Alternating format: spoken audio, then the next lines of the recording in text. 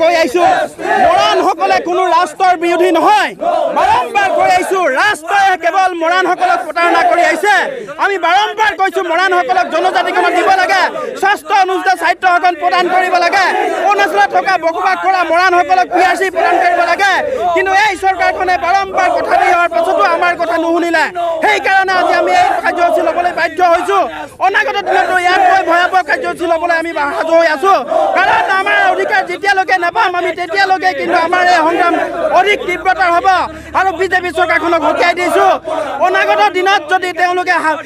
আমাক যদি আমাৰ অধিকাৰৰ পৰা বঞ্চিত কৰি ৰাখে তেন্তে ইয়াতকৈ ভয়াৱহ প্ৰত্যুত্তৰ দিবলৈ আমি প্ৰতিটো মুহূৰ্তত সাজু হৈ আছোঁ।